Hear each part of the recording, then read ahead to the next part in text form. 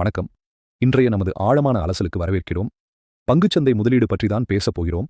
ஆனால் இது இந்த ஸ்டாக்கை வாங்குங்கள், அதை விற்றுவிடுங்கள் என்று சொல்லும் டிப்ஸ் நிகழ்ச்சி இல்லை. அதையெல்லாம் தாண்டி ஒரு நாட்டின் பொருளாதாரத்தின் இதயத் துடிப்பை எப்படி அளவிடுவது, அந்த அளவீடுகள் எப்படி உங்கள் முதலீட்டு முடிவுகளை மாற்றி அமைக்க முடியும் என்பதை பற்றி தான் பார்க்கப் போகிறோம். ஆமாம், இந்த ஆதாரங்களில் ஒரு முக்கியமான வரி இருக்கிறது. ஒரு சூதாட்டக்காரனுக்கும் ஒரு ஒழுங்கமான முதலீட்டாளருக்கும் உள்ள வித்தியாசம் அதிர்ஷ்டமில்லை, தரவுகளை புரிந்து கொள்வதுதான் என்று ரொம்ப அழுத்தமாகச் சொல்லுகிறது. கரெக்டு. நம்ம நோக்கம் என்னன்னா, செய்திகளில் வருகிற கிராஸ் டொமஸ்டிக் ப்ராடக்ட் ஜிடிபி, பணவீக்கம், வட்டி விகிதம் மாதிரியான வார்த்தைகளை வெறும் தலைப்புச் செய்தியாக பார்க்காமல், அது ஒவ்வொன்றும் உங்கள் பணத்தோடு எப்படி பேசுகிறது என்று புரிந்து கொள்வதுதான். இதை ஒரு சுவாரஸ்யமான உரையாடலாக மாற்றி சில நிஜ வாழ்க்கை உதாரணங்களோடு அலசி ஆராயலாமா? ஒரு நாட்டின் பொருளாதாரத்தோட ஒட்டுமொத்த ஆரோக்கியம், அதாவது கிராஸ் டொமஸ்டிக் ப்ராடக்ட் ஜிடிபி ஆதாரம், இதை ஒரு நோயாளியின் மெடிக்கல் ரிப்போர்ட் மாதிரி பார்க்கிறது. 7 அல்லது 8% வளர்ச்சி இருந்தால் நோயாளி ஆரோக்கியமாக இருக்கிறார், 2%க்கும் குறைவாக இருந்தால் படுத்த படுக்கையாக இருக்கிறார் என்று சொல்லுகிறது. இது வெறும் நம்பர் தானே? இது எப்படி பங்குச் சந்தையை அவ்வளவு பாதிக்கிறது? இது வெறும் நம்பர் இல்லை, இதுதான் அஸ்திவாரம். யோசிச்சுப் பாருங்கள். ஒரு நாட்டின் பொருளாதாரம் வேகமாக வளர்கிறது என்றால் என்ன அர்த்தம்? நிறுவனங்கள் அதிகமாக உற்பத்தி செய்கிறது, அதிகமாக விற்பனை செய்கிறது, அவங்களோட லாபம் அதிகரிக்கிறது. ஓகே, லாபம் அதிகரித்தால் பங்கு விலை ஏறும், சிம்பிள். அதே சமயம் மக்களுக்கு நல்ல வேலை கிடைக்குது, சம்பளம் உயருது, அவங்க கையில் அதிக பணம் புழங்குது. அந்த பணத்தை அவங்க செலவு பண்ணும்போது அது திரும்பவும் நிறுவனங்களோட லாபத்தை அதிகரிக்கிறது. இது ஒரு நல்ல நேர்மறையான சுழற்சி. ஓகே, இது நல்லா இருக்கும்போதெல்லாம் நல்லா இருக்கும். ஆனா இந்த மெடிக்கல் ரிப்போர்ட்டை சரியாக படிக்க தவறினால் என்ன ஆகும்? இதுக்கு ஏதாவது பெரிய உதாரணம் இருக்கிறதா? நிச்சயமாக இருக்கிறது. 2008-9 நிதி நெருக்கடிதான் இதற்கு மிக மோசமான ஒரு உதாரணம். அப்போ அமெரிக்காவில் ஆரம்பிச்ச பிரச்சனை உலக கிராஸ் டொமஸ்டிக் ப்ராடக்ட் ஜிடிபியே ஆட்டங்காண வைத்தது. ஆனால் நம்ம ஊரில் பல முதலீட்டாளர்கள் என்ன நினைச்சார்கள் தெரியுமா? அது அமெரிக்காவில் நடக்கிற பிரச்சனை, நம்ம பொருளாதாரம் வலுவா இருக்கு, இந்தியாவை பாதிக்காதுன்னு ஒரு தவறான நம்பிக்கையில் இருந்தார்கள். ஆமா, எனக்குமே ஞாபகம் இருக்கிறது. அப்போ இந்தியா ஸ்டோரி ரொம்ப வலுவாக பேசப்பட்டுச்சு. ஆனா என்ன ஆச்சு? அதுதான் முக்கியமான பாயிண்ட். உலகப் பொருளாதாரம் ஒன்றோடு ஒன்று பிணைக்கப்பட்டது. உலக கிராஸ் டொமஸ்டிக் ப்ராடக்ட் ஜிடிபி சரிஞ்சதும் இந்தியாவின் கிராஸ் டொமஸ்டிக் ப்ராடக்ட் ஜிடிபி வளர்ச்சியும் கிடுகிடுன்னு 9.3%இலிருந்து 5.7%க்கு குறைந்தது. 9.3%இலிருந்து 5.7%. பெரிய சரிவு. ஆமாம், இதோட விளைவு இந்திய பங்குச்சந்தை, அதாவது சென்செக்ஸ், கிட்டத்தட்ட 60% சரிந்தது. நீங்கள் 10 லட்சம் ரூபாய் முதலீடு செஞ்சிருந்தீர்கள் என்றால் வெறும் 12 மாசத்தில் அது 4 லட்சமாக கரைந்து போயிருக்கும். பாருங்கள், அந்த கிராஸ் டொமஸ்டிக் ப்ராடக்ட் ஜிடிபி என்கிற ஹெல்த் ரிப்போர்ட்டை கண்டுகொள்ளாமல் விட்டதுக்கு எவ்வளவு பெரிய விலை கொடுக்க வேண்டியிருந்தது என்று. அடங்கப்பா. அப்போ கிராஸ் டொமஸ்டிக் ப்ராடக்ட் ஜிடிபி குறையும் போது எல்லா துறைகளும் ஒரே மாதிரி அடி வாங்குமா, இல்ல சில துறைகள் மட்டும் தப்பிச்சு நிற்குமா? ஏன்னா எல்லா துறைகளும் ஒண்ணு இல்லையே. மிகச்சரியான கேள்வி. எல்லா துறைகளும் ஒரே மாதிரி பாதிக்கப்படாது. ஆதாரம் இதை ரொம்ப தெளிவாக பிரித்து காட்டுகிறது. பொருளாதாரம் மந்தமாகும்போது மக்கள் முதலில் எந்த செலவை குறைப்பார்கள்? பெரிய செலவுகளைத்தான். புதிதாக கார் வாங்குவது, வீடு வாங்குவது, அதெல்லாம் தள்ளி போடுவார்கள். கரெக்ட். அதனால automobile, real estate, consumer durables மாதிரியான துறைகள் 40-60% வரைக்கும் கூட சரியும். அப்போ எது தப்பிக்கும்? நமக்கு உடம்பு சரியில்லைன்னா மருந்து வாங்குவோம், பசிச்சா பிஸ்கட் வாங்குவோம், குளிக்க சோப் வாங்குவோம். அதனால தான் மருந்து துறை, அதாவது ஃபார்மா, அப்புறம் fast moving consumer goods FMCG மாதிரியான துறைகள் குறைவாகத்தான் பாதிக்கப்படும். இதை டிஃபென்சிவ் செக்டர்ஸ் என்று சொல்லுவார்கள். முதலீட்டாளர்கள் இந்த வித்தியாசத்தை புரிந்து கொள்வது ரொம்ப அவசியம். சரி, குரோஸ் டொமஸ்டிக் ப்ராடக்ட் ஜிடிபி என்பது ஒரு நாட்டின் ஒட்டுமொத்த உடல் நலத்தை காட்டுதுன்னு புரிந்து கொண்டோம். ஆனா சில சமயம் நல்ல ஆரோக்கியமாக இருக்கும் ஒருத்தருக்குள்ளேயே ஒரு மறைமுக காய்ச்சல் இருக்கும் இல்லையா? அது மாதிரி பொருளாதாரத்தில் இருக்கிற ஒரு மறைமுக பிரச்சனை தான் பணவீக்கம். ஆதாரம் இதை நம்ம பணத்தை திருடும் மறைந்திருக்கும் திருடன் என்று சொல்லுது. இது எப்படி வேலை செய்யுது? அருமையான ஒப்பிடு. பணவீக்கம் என்றால் என்ன?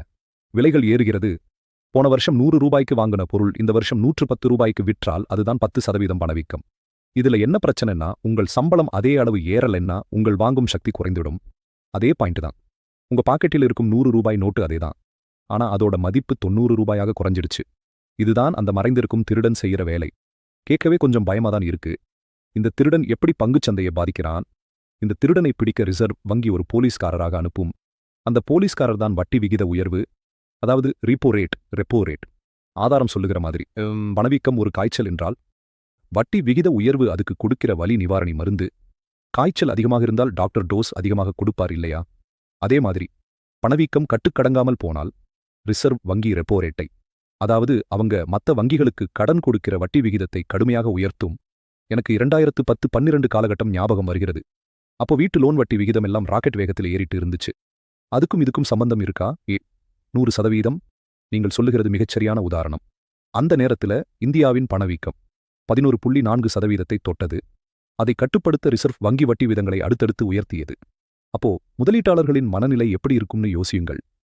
ஒரு பக்கம் பங்குச்சந்தையில் ரிஸ்க், இன்னொரு பக்கம் ஃபிக்ஸ்ட் டிபாசிட், எந்த ரிஸ்க்கும் இல்லாமல் 8-9% வட்டி கிடைக்குது.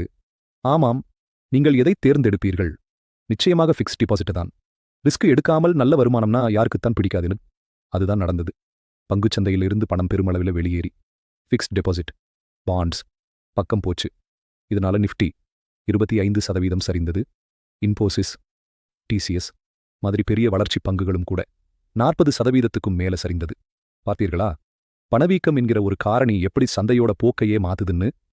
வட்டி விகிதத்தோடு சேர்த்து 10 ஆண்டு அரசாங்க பத்திரங்களோட வருவாய், அதாவது பாண்ட் ஈல்டு, அதுவும் இதுவும் ஒன்று மாதிரி தான் தெரியுதே.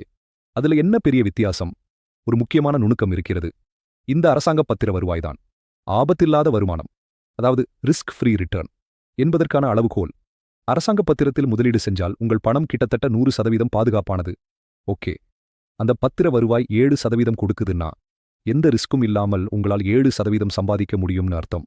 அப்படி இருக்கும்போது நீங்கள் பங்குச்சந்தையில் முதலீடு செஞ்சால் அதைவிட அதிக வருமானத்தை எதிர்பார்ப்பீர்கள் இல்லையா? ஆமாம். அந்த ரிஸ்க்குக்காக ஒரு பிரீமியம் வேணும். ஆமாம், ரிஸ்க் எடுக்கிறதுக்கு அதிக வருமானம் கிடைக்கணும். சரிதான். இப்போ விஷயத்துக்கு வருவோம். 2023 அமெரிக்காவின் பாண்ட் வருவாய் திடீர்னு உயர ஆரம்பித்தது. நம்ம முதலீட்டாளர்கள் பலர், அது அமெரிக்க பிரச்சனை, நமக்கு என்னன்னு இருந்தாங்க. ஆனா வெளிநாட்டு முதலீட்டாளர்கள், அதாவது FIIs அப்படி நினைக்கல. ஆனா நம்ம உள்நாட்டு முதலீட்டாளர்கள், அதாவது DIIs அப்போ பணத்தை போட்டார்கள் இல்லையா? அப்போ ஃபாரின் இன்ஸ்டிடியூஷனல் இன்வெஸ்டர்ஸ் FIIs மட்டும் நாம ஏன் இவ்வளவு முக்கியமா பார்க்கணும்? நல்ல கேள்வி. உள்நாட்டு முதலீட்டாளர்கள் சந்தைக்கு ஒரு பெரிய ஆதரவு தான். ஆனா ஃபாரின் இன்ஸ்டிடியூஷனல் இன்வெஸ்டர்ஸ் FIIs கையில தான் அதிக பணம் இருக்கிறது. அவங்க தான் சந்தையோட போக்கை வேகமாக மாற்றக்கூடியவர்கள். அவங்க என்ன நினைச்சாங்கன்னா, அமெரிக்காவிலேயே ரிஸ்க் இல்லாமல் 5% வருமானம் கிடைக்கும்போது இந்தியா மாதிரி வளர்ந்து வரும் சந்தையில எதுக்கு ரிஸ்க் எடுக்கணும்னு நினைச்சு இங்கிருந்து பணத்தை எடுக்க ஆரம்பித்தார்கள். எவ்வளவு எடுத்தார்கள்? கிட்டத்தட்ட 80,000 கோடி ரூபாய் வெறும் 3 மாசத்துல இந்தியாவிலிருந்து வெளியே போச்சு. அதனால இந்திய சந்தையும் சரிந்தது. அதனால பாண்ட் ஈல்டு என்கிறது ஒரு லோக்கல் விஷயம் இல்ல, அது ஒரு குளோபல் சிக்னல். சரி, GDP, பணவீக்கம் இதெல்லாம் நடந்து முடிஞ்ச கதையைச் சொல்ற மாதிரி இருக்கு. ஆனா ஒரு முதலீட்டாளராக அடுத்து என்ன நடக்கப் போகிறது என்று கணிக்க ஏதாவது வழி இருக்கிறதா? Yes, purchasing managers index is there. அதை தொழிற்சாலை மேலாளர்களோட மனநிலை அளவீடு என்று சொல்லுவது சுவாரஸ்யமாக இருக்கு பாரு. அது எப்படி வேலை செய்யுது? இது ஒரு லீடிங் இண்டிகேட்டர், அதாவது மழை வர்றதுக்கு முன்னாடி வானம் இருண்டு வர்ற மாதிரி. பொருளாதாரம் சரியப் போவதையோ இல்லை வளரப்போவதையோ முன்கூட்டியே காட்டும் ஒரு சிக்னல்.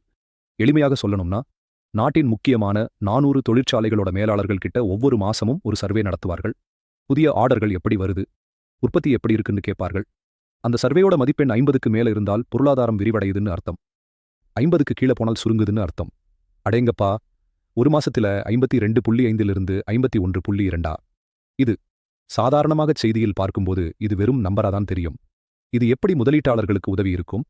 ஆனா விவரம் தெரிஞ்ச முதலீட்டாளர் இதை ஒரு பெரிய அபாயமணியாக பார்த்திருப்பார். ஜனவரி 2024 பர்ச்சேசிங் மேனேஜர்ஸ் இண்டெக்ஸ் 57.5 என்று உச்சத்தில் இருந்தது. சந்தை ரொம்ப நல்லா இருக்குன்னு எல்லாரும் நினைச்சாங்க. ஆனா பிப்ரவரி 2024ற்கான டேட்டா வந்தப்ப அது திடீர்னு 51.2க்கு சரிந்திருந்தது. இது ஒரு பெரிய சரிவு. இந்த சிக்னல் சரியாக புரிந்து கொண்டவர்கள் உஷாராகி இருப்பார்கள்.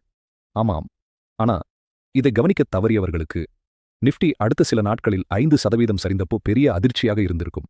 முன்கூட்டியே கவனித்திருந்தால் அந்த இழப்பை தவிர்த்திருக்கலாம். அப்போ வேலையின்மை விகிதமும் இதே மாதிரி ஒரு முன்னணி எச்சரிக்கையா? வேலையின்மை அதிகரிக்கிறது என்றால் என்ன அர்த்தம்? மக்கள் வேலை இழக்கிறார்கள். அவங்க கையில் செலவுக்கு பணம் இல்லை.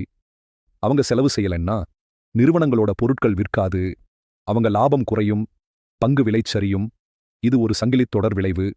COVID-19 சமயத்தில் இது ஒரு பயங்கரமான தாக்கத்தை ஏற்படுத்தி இருக்குமே. மிக மோசமான தாக்கம். ஏப்ரல் 2020 லாக்டவுன் காரணமாக இந்தியாவின் வேலையின்மை விகிதம் வரலாறு காணாத அளவுக்கு 23.5%க்கு உயர்ந்தது. 23.5%? ஆமாம், இது ஒரு மிகப்பெரிய சிவப்பு எச்சரிக்கை. இதை உணர்ந்து சந்தையிலிருந்து அப்போதே வெளியேறியவர்கள் பெரிய இழப்பிலிருந்து தப்பித்தார்கள்.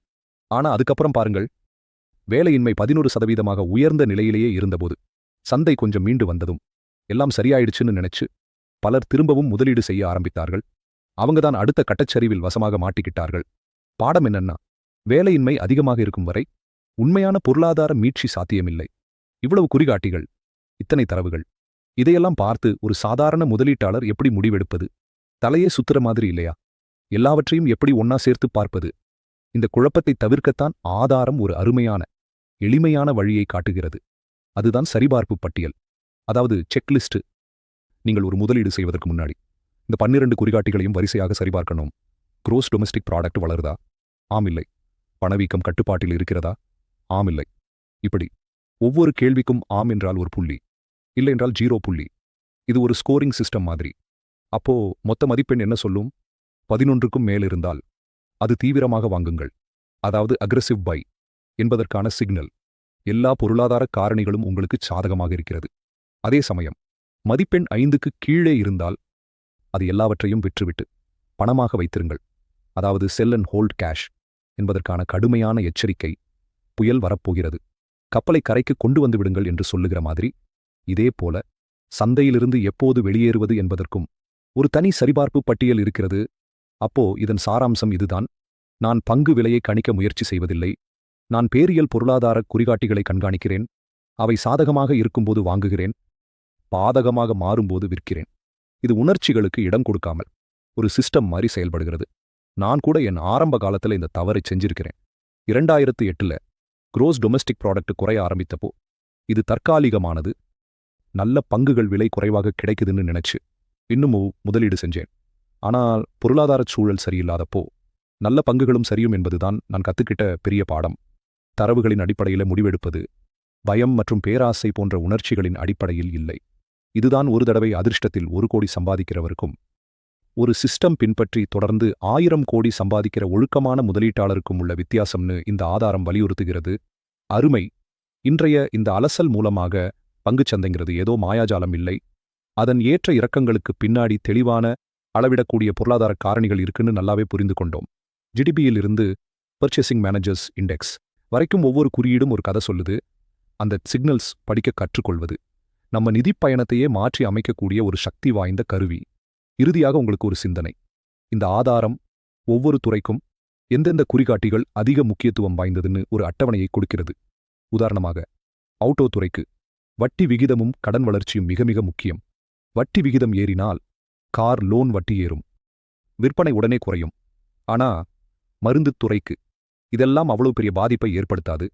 ஆமா, அது ஒரு நல்ல பாயிண்ட். இப்போ இருக்கிற பொருளாதார சூழலில் அந்த அட்டவணையை வைத்து எந்தெந்த குறிகாட்டிகள் சாதகமாவும் பாதகமாவும் இருக்குன்னு பார்த்து, அதன்படி எந்த துறை இப்போ முதலீடு செய்ய பலமாகவும் எந்த துறை பலவீனமாக இருக்குன்னு நீங்களே ஆராய்ந்து பார்த்தால் என்ன? இது உங்கள் அடுத்த முதலீட்டு முடிவுக்கு ஒரு நல்ல தொடக்கமாக இருக்கலாம்.